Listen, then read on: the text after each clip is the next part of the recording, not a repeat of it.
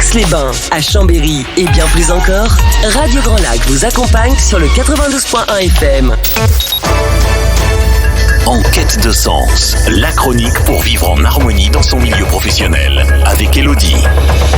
Bonjour et bienvenue sur Radio Grand Lac. C'est Elodie et je suis ravie de vous retrouver pour ma chronique En quête de sens. Cette émission est consacrée à cette thématique qui m'est chère, aussi bien dans ma vie personnelle que ma vie professionnelle, puisque j'en ai fait mon métier, accompagner chacun dans sa quête de sens et d'épanouissement. Vous le savez, j'ai à cœur de montrer que tout est possible, de donner envie de suivre ses rêves, de donner des clés pour oser et vivre pleinement et d'apporter une meilleure connaissance de soi aux personnes que j'accompagne.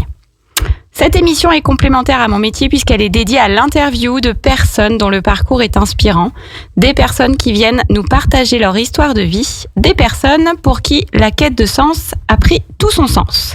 Nous sommes ensemble pour 40 minutes, en direct sur le 92.1 ou sur radiograndlac.com et vous pouvez bien évidemment tout retrouver sur la chaîne YouTube ou sur l'application Radio Grand Lac. Aujourd'hui, je suis avec Joanne qui a créé son activité qui s'appelle Étoffe Valorisée. Joanne qui est une créatrice de mode éco-responsable, plus respectueuse de la planète. Bonjour Joanne. Bonjour Elodie. Comment allez-vous ? Je vais bien, merci. Et vous ? Ça va bien, merci. Merci d'être avec nous, merci d'être là aujourd'hui. Alors, on entend beaucoup de choses dans cette très très courte présentation et en même temps pas grand-chose. Oui. Donc on va en savoir un petit peu plus. Avant d'en savoir sur cette fameuse activité Étoffe Valorisée, est-ce que vous pouvez nous en dire un petit peu plus sur vous, sur votre parcours, sur qui vous êtes ? Oui, donc je suis Joanne, je suis mariée, j'ai 3 enfants. Donc j'ai créé une activité fin 2022, mais une activité qui me ressemble en adéquation avec mes valeurs. Mais avant d'en arriver là, pour créer mon entreprise, je suis passée par un tout autre parcours professionnel. Donc j'ai commencé ma carrière professionnelle par le métier d'infirmière. Donc ça n'a rien à voir avec aujourd'hui. Donc j'ai exercé ce métier pendant 13 ans. C'est un métier que j'ai apprécié, la richesse des échanges avec les patients. Je me suis beaucoup investie aussi pendant ces 13 années. Mais souvent, c'est un métier où on ne fait pas toute une carrière. Déjà en 2007, quand je suis sortie de l'école d'infirmière, la durée de vie d'une infirmière, c'était que 7 ans. Je crois même que maintenant, ça a encore diminué. Donc voilà, je me suis très investie pendant ces 13 années, j'ai apprécié ce métier, mais après, au bout d'une dizaine d'années, les contraintes, les conditions de travail, le rythme, les horaires, sachant que mon mari aussi est infirmier et qu'on a 3 enfants, donc voilà, la vie de famille, c'était compliqué. Donc j'ai eu besoin de réfléchir à la suite que je voulais donner à ma carrière. Notamment, il y a eu un petit déclic, c'est que j'ai vécu une situation une situation de violence au travail, donc de la part d'un patient. Voilà. Donc ça a engendré chez moi une remise en question totale. Donc j'ai fait un bilan de compétences en 2016 pour m'aider à choisir une autre voie. Enfin voilà, parcourir un petit peu mes autres centres d'intérêt. Donc ça m'a permis de refaire le point sur mes compétences que j'avais acquises, sur ce que j'aimais faire de mon temps personnel aussi et mes centres d'intérêt. Et ça, c'était très important. C'est ce que j'ai découvert dans ce bilan. Je vous coupe, mais ça veut dire que vous n'en aviez pas conscience avant ? Je pensais pas qu'un centre d'intérêt pourrait devenir éventuellement un métier à part entière. D'accord. Voilà. Et donc, juste pour refaire la petite chronologie, vous êtes infirmière pendant 13 ans. Il y a déjà des choses où vous vous posez quelques questions sur la suite, sur l'avenir, sur ce métier. Effectivement, on connaît tous les conditions de travail.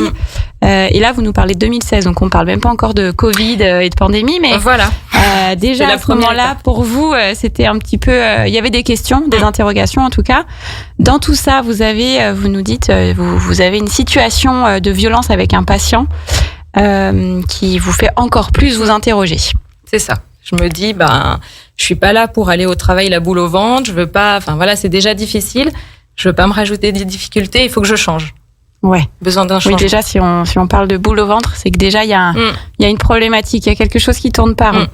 Et donc là, vous faites un bilan de compétences. Je suis la première à prôner ça, vous vous en doutez.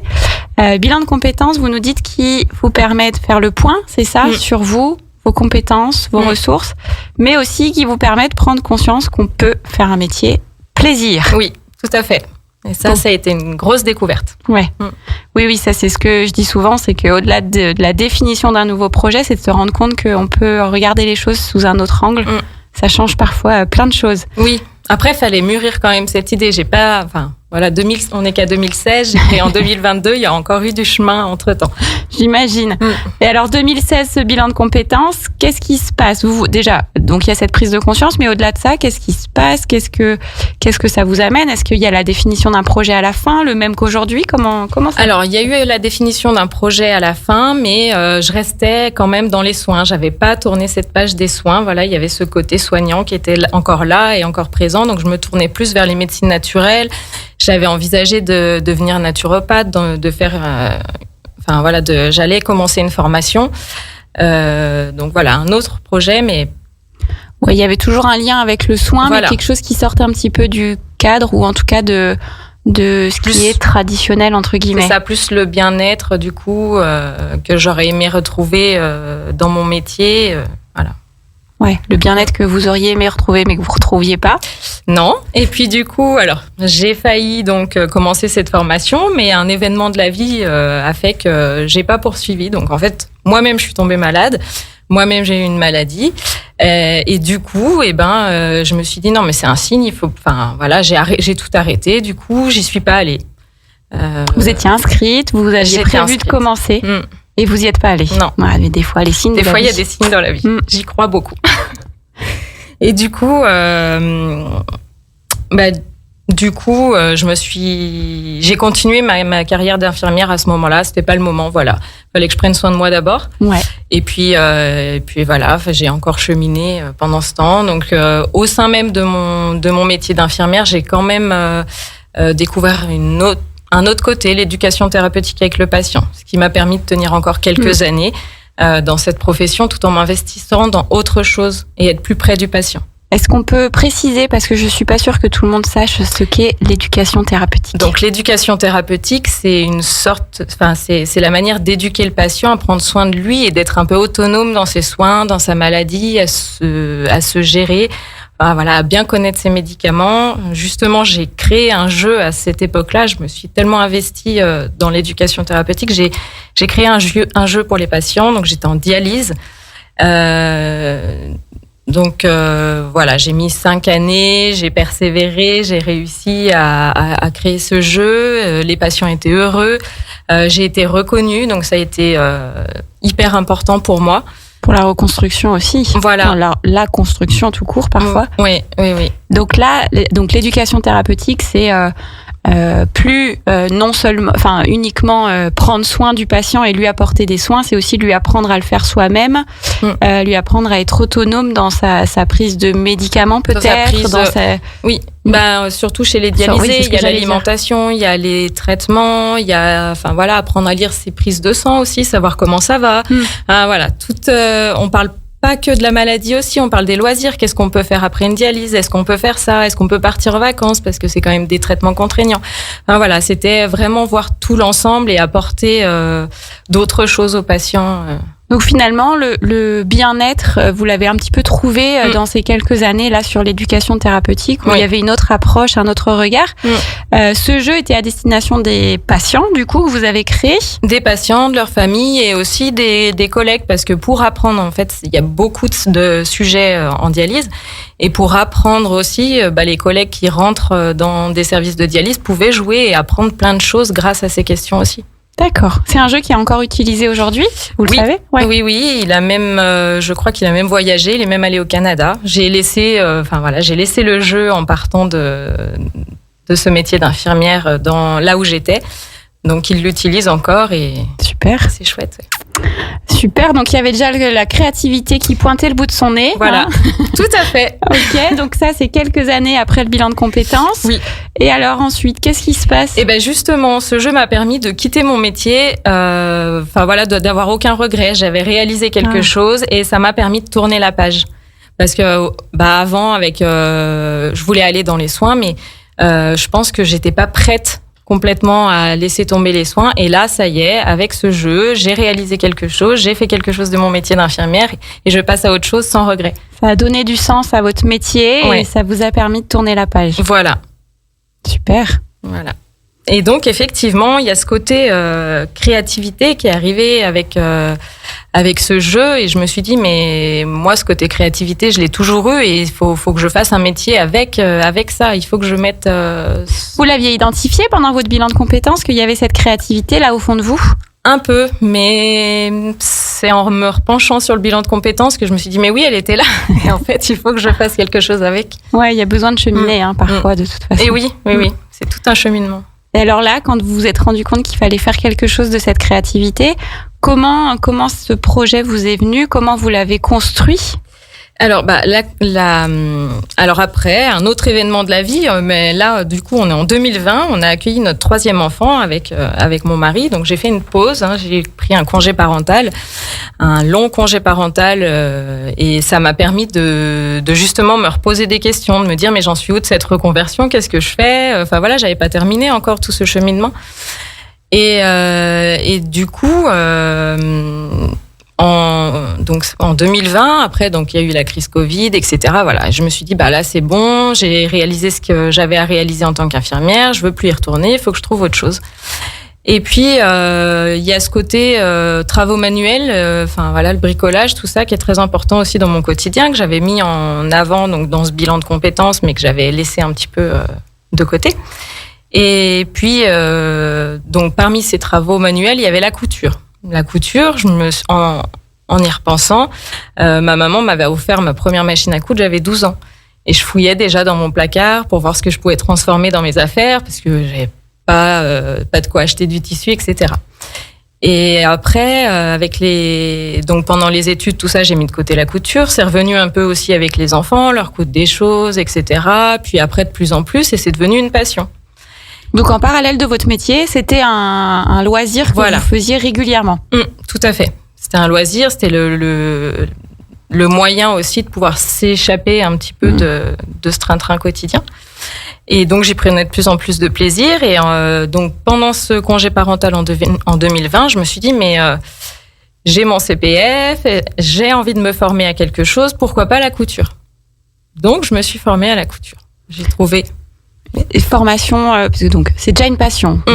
Vous faites déjà de la couture, vous savez déjà faire, mais vous formez pourquoi ? Pour vous perfectionner, pour faire plus de choses. J'avais envie de me perfectionner, découvrir tous les petits aspects du métier. En fait, comme j'étais pas vraiment de ce métier, j'avais envie d'être en contact aussi avec des professionnels, de voir ce qu'elles pouvaient m'apporter, etc. Et donc j'ai trouvé une formation sur Aix-les-Bains, je l'ai suivie et le retour des formatrices m'ont dit, mais on voit que t'aimes ça, etc. Et je me suis dit, mais en fait c'est ça qu'il faut que je fasse. Quand vous avez commencé la formation, vous aviez pas encore le projet d'en faire un métier ? Non. C'était vraiment pour vous enrichir personnellement. C'était une petite idée dans ma tête quand même, mais j'y allais vraiment. Voilà, c'est ça. Je me dis, je peux pas devenir couturière. Et puis finalement. J'y suis allée, j'ai fait cette formation et j'ai pris du plaisir et je me suis dit pourquoi pas me lancer dans la couture. Le cheminement, c'est ça aussi, moi je le vois tous les jours. Il y a pas que définir un projet, il y a aussi cheminer profondément personnellement sur le fait de se dire que c'est possible, de suivre son intuition, de suivre ses envies, là où souvent la raison va l'emporter, le mental va nous dire non, ça va pas, ma cocotte, pourquoi tu ferais ça ? Et donc là, il y a alors le Covid nous a un petit peu aidé à se dire que d'autres choses sont possibles. Donc là, vous étiez en plein dedans, 2020, congé parental, le sens que vous aviez besoin de mettre dans votre carrière d'infirmière a été fait, et donc la formation finie, j'ai l'impression de vous dire en fait, peut-être que je peux. C'est ça. C'est ça. Ça a été un peu une révélation. Surtout avec les retours, justement, des deux formatrices qui étaient là et qui, le regard des autres aussi, en fait, m'a aidée. Elles m'ont dit, mais on voit que t'aimes ça. C'est fait pour toi, entre guillemets. Mais, je me suis dit, mais oui, pourquoi pas? Allons explorer cette voie. Allons explorer cette voie. Et alors, comment vous avez exploré cette voie? Comment ça s'est concrétiser Donc j'ai suivi cette formation et puis je me suis dit pourquoi pas devenir entrepreneuse.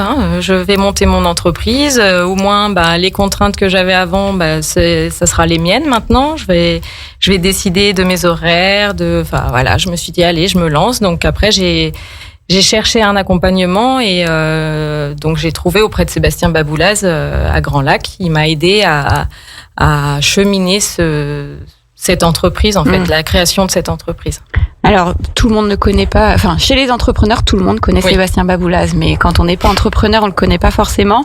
Mais c'est bien d'en parler. Il faut savoir qu'effectivement, Grand Lac propose un service pour les porteurs de projets. Si jamais vous qui nous écoutez avez des envies, des projets, vous pouvez vous rapprocher d'eux ou vous pouvez me contacter pour que je vous donne les coordonnées. Petite parenthèse fermée. Donc là, vous vous dites, ça y est, je lance le projet, j'y crois, je vais me faire accompagner pour le lancer et devenir entrepreneur. Oui. Donc là, on est en 2020 toujours. On est en 2021, début 2022. Ok. Donc le temps avance et ça chemine petit à petit. Oui. Du coup, votre projet, quand vous êtes allé voir Grand Lac, votre projet, il était tout ficelé ou c'était une idée et il fallait la préciser, la détailler? Alors, je l'avais déjà bien travaillé quand même. Ouais. Je voulais une entreprise de couture, mais qui réponde aussi à mes valeurs. Donc les valeurs que j'ai pas beaucoup évoquées encore jusqu'à présent, mais c'est vrai qu'avec l'arrivée des enfants, avec mon mari, on était dans une démarche de préservation de la planète, etc. La dimension écologique est de plus en plus importante au fil des années aussi avec l'arrivée des enfants. Ça a été un peu une révélation. Et puis, on a mis ça en place dans notre quotidien et j'avais besoin de mettre ça aussi au sein de mon entreprise. J'avais vraiment besoin de créer une entreprise qui soit en adéquation avec ses valeurs. Oui, il fallait que ça ait du sens. C'était pas juste faire de la couture et faire un centre d'intérêt, mon métier. Il fallait que ça ait du sens derrière. Et d'ailleurs, souvent, quand on est entrepreneur, quand on décide de devenir entrepreneur, c'est qu'on a cette volonté de mettre du sens, de faire quelque chose qui correspondent à nos valeurs.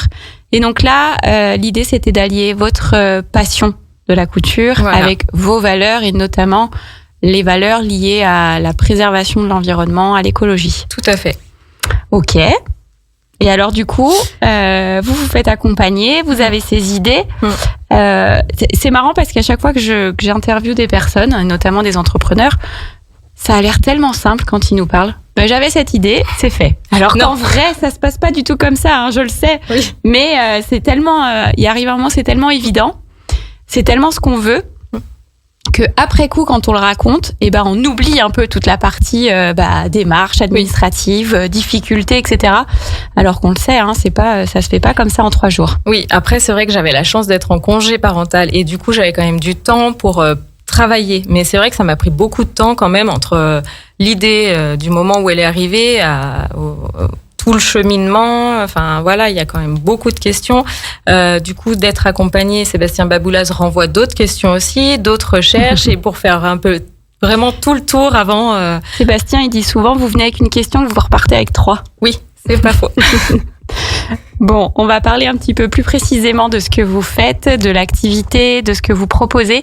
Avant ça, on va faire une petite pause musicale et on se retrouve juste après. Vos émissions préférées, elles sont toutes sur Radio Grand Lac. En quête de sens, la chronique pour vivre en harmonie dans son milieu professionnel, avec Elodie. On se retrouve en deuxième partie de cette chronique en quête de sens. Aujourd'hui, nous sommes avec Joanne qui a créé son activité Étoffe Valorisée. Joanne, en première partie, elle nous a partagé son parcours, sa première quête de sens dans sa carrière d'infirmière et notamment l'évolution de cette carrière et ensuite son envie d'autre chose, son envie de mettre du sens ailleurs et donc elle a décidé en 2020-2021, de devenir entrepreneuse ou entrepreneur, on a toujours le débat, pour créer son activité Étoffe Valorisée. Alors Joanne, En quoi consiste étoffe valorisée ? Dites-nous-en un petit peu plus, même si on a déjà compris qu'il y avait de la couture dedans, qu'il y avait de l'écologie, de la préservation de l'environnement. Mais alors, exactement, en quoi ça consiste ?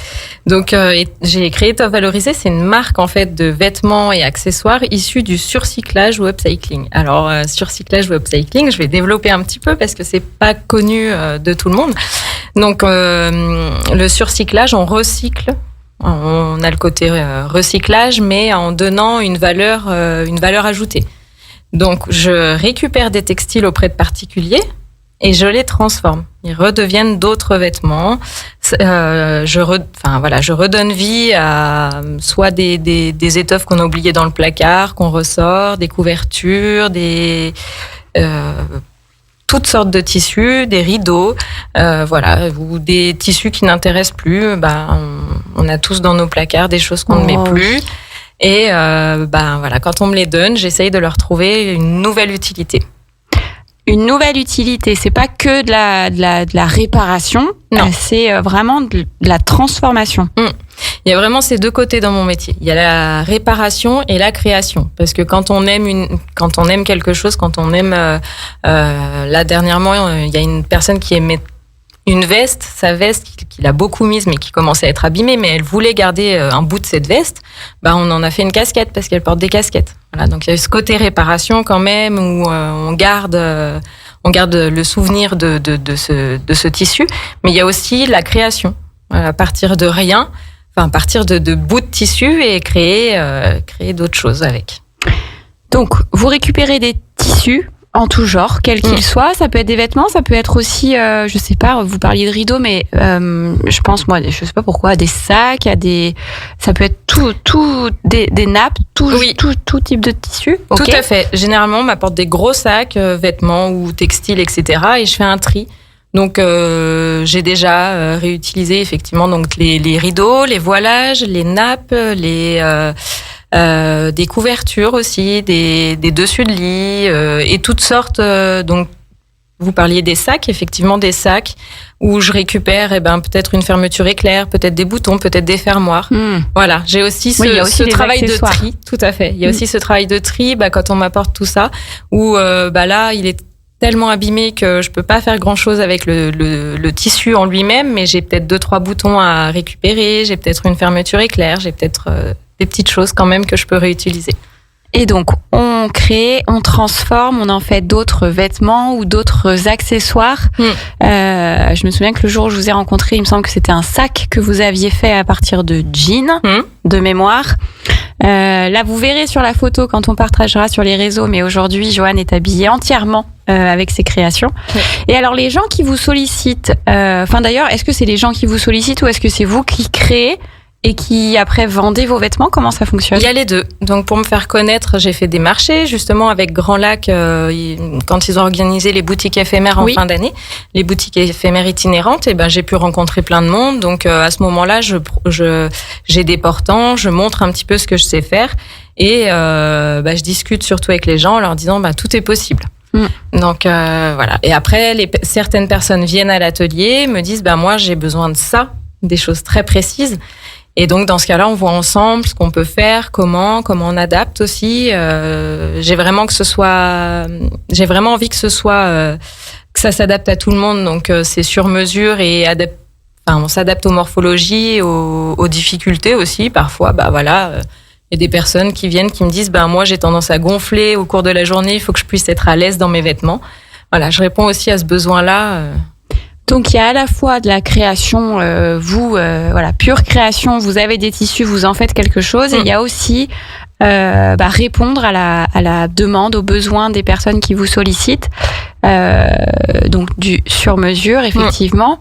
Quand elles vous apportent j'imagine qu'il y a aussi toute une notion assez sentimentale, si elles tiennent particulièrement à ces tissus. Donc il y a aussi cette dimension-là à prendre en compte, j'imagine. Oui, il y a ces deux dimensions et justement dernièrement il y a eu beaucoup de sentiments dans les tissus.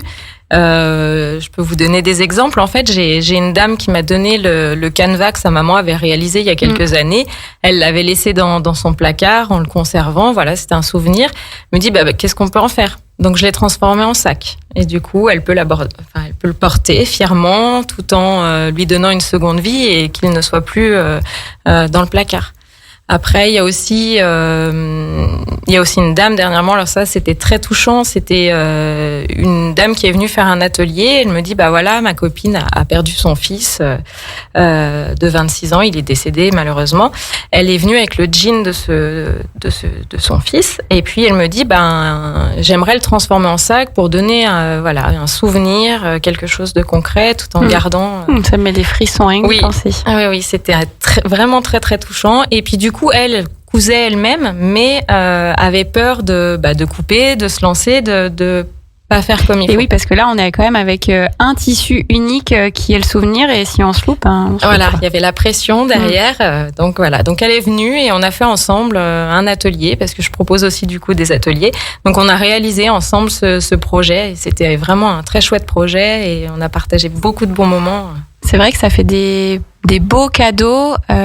Déjà, ça fait un cadeau original, et effectivement, quand en plus le tissu a une histoire, ça va faire un cadeau très très particulier, très intime, qui peut faire, j'imagine, très plaisir.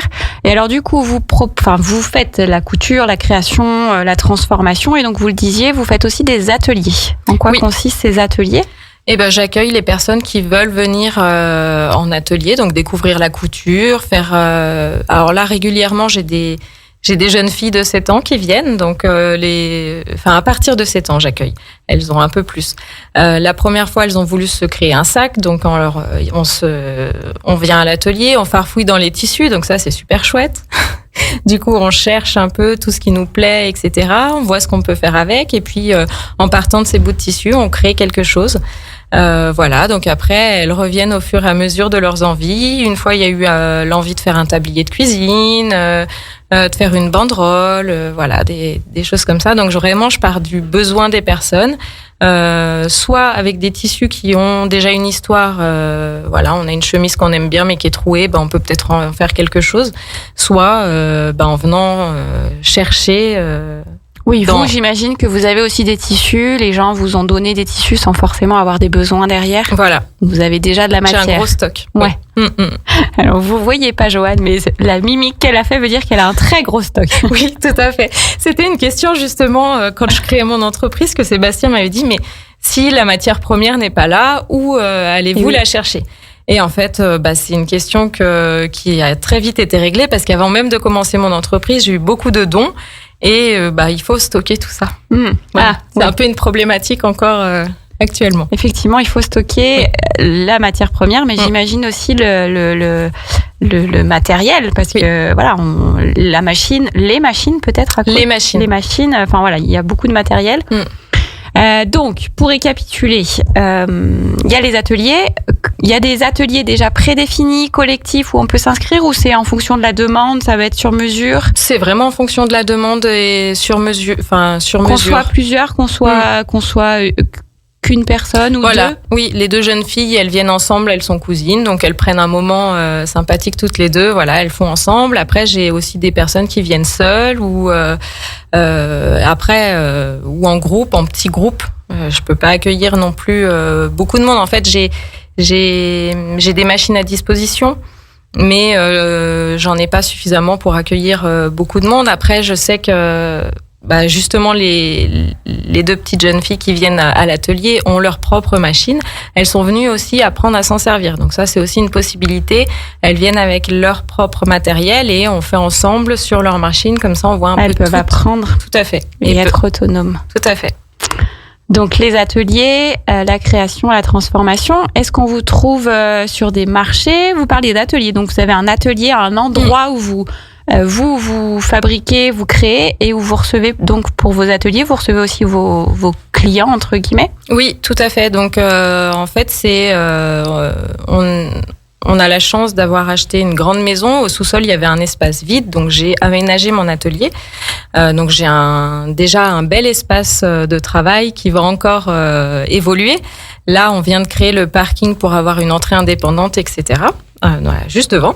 Donc du coup, j'accueille des groupes. J'ai aussi eu des groupes qui ont voulu venir découvrir mon travail. Donc on a fait autour d'un petit apéro, une découverte de. Génial. C'était organisé par qui c'est une personne qui portait donc une de mes vestes, et puis c'est ses collègues de travail qui ont dit c'est chouette et tout, et où est-ce que c'est, comment on peut venir, et du coup elles étaient plusieurs intéressées, donc je me suis dit pourquoi on ferait pas un petit apéro, et puis c'était 4 copines qui sont venues ensemble, et puis elles ont découvert ce que je proposais. Certaines avaient déjà des idées derrière la tête pour une veste, donc on a pu aussi chercher le tissu qu'il fallait pour faire cette veste. D'autres sont revenus après, plus tard en individuel aussi, mais c'était aussi un moment de découverte et d'échange, et c'était vraiment chouette. Donc ça, je propose des petits instants comme ça. Donc c'est toujours sur rendez-vous. C'est ce que j'allais poser comme question. Vous avez l'atelier, il est ouvert, mais par contre, c'est sur rendez-vous, faut voir avec vous. Il est où cet atelier ? Donc moi, je suis sur Épersy, une commune donc d'Entrelacs. Épersy, en direction des Bauges, pour ceux qui ne connaissent pas. Ok. On vous trouve aussi sur les réseaux sociaux ? Oui, donc sur Instagram, Étoffe Valorisée, sur Facebook aussi, j'ai une page Étoffe Valorisée, puis j'ai aussi un site internet. Ok, donc un site internet, les réseaux sociaux, vous avez l'atelier. Bon, de toute façon, je pense que si vous tapez sur internet Étoffe Valorisée, j'allais dire Épersy, mais je suis sûre qu'on tape Aix-les-Bains, ça marche aussi. Donc, si vous voulez faire un atelier, apprendre à coudre, ou vous pouvez vous perfectionner. Il y a aussi des personnes, vous l'avez dit, qui viennent et qui savent déjà faire, mais qui ont besoin d'un petit coup de pouce, ou qui ont besoin de maîtriser leur machine. Ou si vous n'avez pas du tout envie de créer, mais que vous avez un besoin, transformer une pièce, transformer un tissu, créer quelque chose à partir d'un tissu que vous avez ou à partir d'un tissu que vous n'avez pas. Et avoir une pièce unique, parce que justement avec de la récup, les tissus on les retrouve pas tous les jours, on les retrouve pas tout le temps dans les magasins, donc c'est vraiment des pièces uniques aussi. Donc c'est vraiment s'offrir une belle pièce. Oui. Vous n'aurez pas la même veste ou le même sac à main que la voisine, en effet. Voilà. Ce qui arrive régulièrement. D'accord, donc ça a été créé, vous m'avez dit, vous l'avez créé en 2022, cette activité, donc ça fait 1 an et demi, bientôt 2 ans, parce que c'était fin 2022. Donc, vous pouvez contacter Joanne, bien évidemment, si vous avez un besoin, si vous avez une question, si vous avez envie d'en savoir plus sur ce qu'elle fait, si vous avez envie de venir farfouiller dans ses tissus pour trouver celui qui vous tapera dans l'œil, vous n'hésitez pas.